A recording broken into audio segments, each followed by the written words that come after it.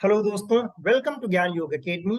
और हम बात कर रहे हैं पतंजलि योग सूत्र पर, जिसमें हम पतंजलि योग सूत्र के समाधिपाद के सूत्रों के बारे में बात कर रहे हैं।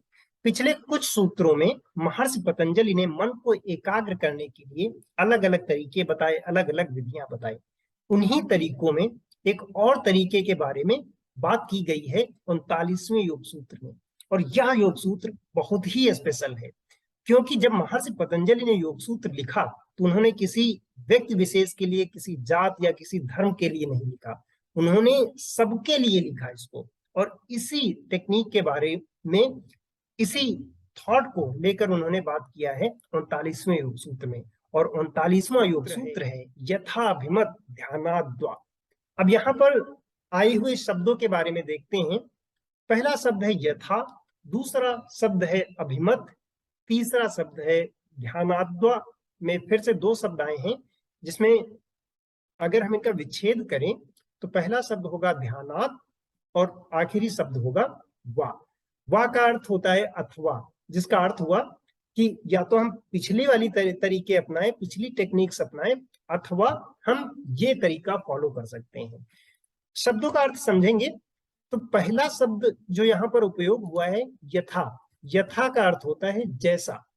दूसरा शब्द उपयोग हुआ है अभिमत, अभिमत का होता है कि अभिमत मानना, जिसका जैसा विचार होना। तीसरा शब्द जो है वह है ध्यानात्, ध्यानात् का अर्थ होता है ध्यान से, ध्यान करने से। वह चौथा शब्द था जो है अथवा। तो अथवा योग सूत्र का शाब्दिक अर्थ देखते हैं कि अथवा जिसका जैसा मानना है उसी के ध्यान से चित्त एकाग्र होता है। ये इम्प्लिसिट मीनिंग है, चित्त एकाग्र होता है, क्योंकि पिछले कुछ सूत्रों में चित्त की एकाग्रता पर बात की जा रही है।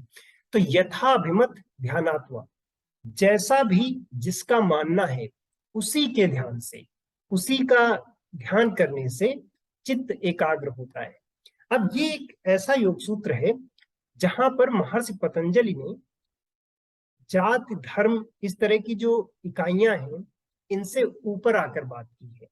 अब उदाहरण के लिए देखते हैं कि जैसे एक टेक्निक में महर्षि पतंजलि ने कहा कि ओंकार के जाप से, ईश्वर के ध्यान से हमारा चित्त एकाग्र होता है।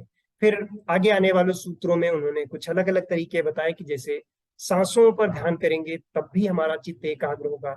फिर या और आगे बात की कि अलग अलग तरह के लोगों से, दोस्ती से, किसी पर करुणा से, दया से, उनसे भी हमारा चित्त एकाग्र होता है।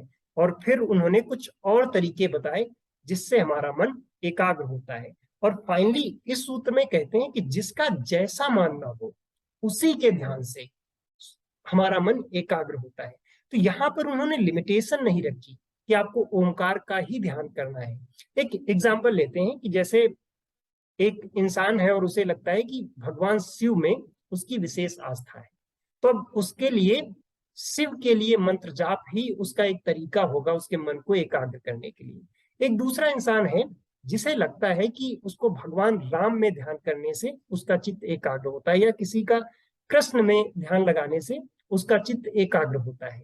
तो अब यहाँ पर हम ये नहीं है कि आपको ओंकार ही जपना है, जिसका ध्यान जहां पर हो, जो जिसको मानता हो, जो राम को मानता है वो राम पर ध्यान लगाए, जो भगवान बुद्ध को मानता है तो वह उनका स्मरण करे, उन पर ध्यान लगाए, जो महावीर को मानते हैं वो उनके बारे में बात करें, जो जीसस को मानने वाले लोग हैं वो जीसस में अपना ध्यान लगाएं, जो मंदिर जाना चाहते हैं वो अपना मंदिर का सहारा ले लें, जो मस्जिद जाना चाहते हैं वो मस्जिद का सहारा ले, जिसको गुरुद्वारा जाना है वो वहां जा सकते हैं।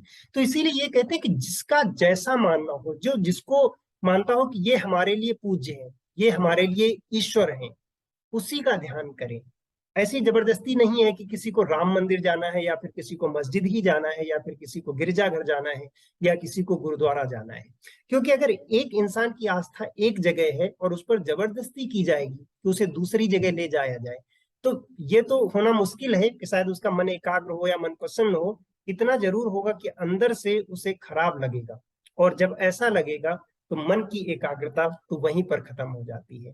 इसीलिए महर्षि पतंजलि ने कहा कि जिसको जैसा अच्छा लगता हो, जो जैसा मानता हो, जो जिसके जैसे विचार हो, उसी पर ध्यान करने से हमारा चित्त एकाग्र होता है। और यह सूत्र इसलिए भी इम्पोर्टेंट है क्योंकि हर इंसान का सोचने का तरीका अलग है, हर इंसान की आस्था अलग है, हर इंसान का बिलीफ लेवल अलग अलग है।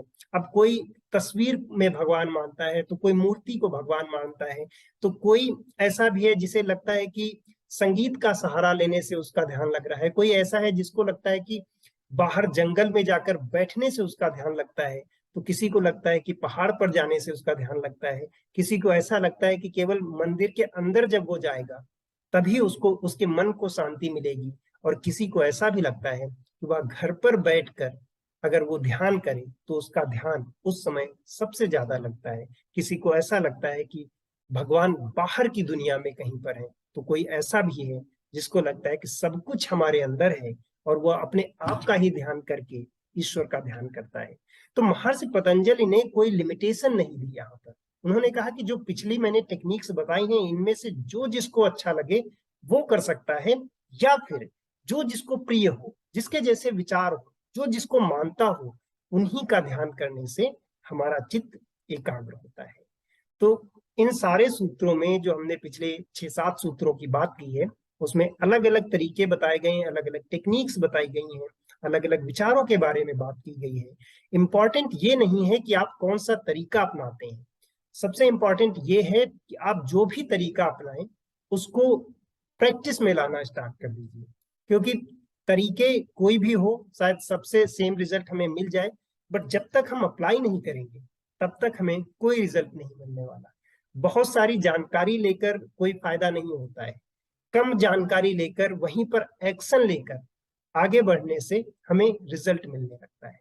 तो इसीलिए जो भी आपको तरीका सही लग रहा है, इवन महर्षि पतंजलि ने खुद कह दिया कि जो जैसा मानता हो, जिसकी जैसी श्रद्धा हो, वो अपना वो तरीका अपना ले, उसी का ध्यान करे और उसी से मन एकाग्र हो जाएगा। तो आपको भी जो तरीका अच्छा लगता है आप उससे स्टार्ट कीजिए, क्योंकि केवल जानकारी किसी काम की नहीं होती जब तक हम उसको एक्शन में नहीं लाते हैं, जब तक हम उस पर प्रैक्टिस नहीं करते हैं, जब तक हम उस पर काम नहीं करते हैं।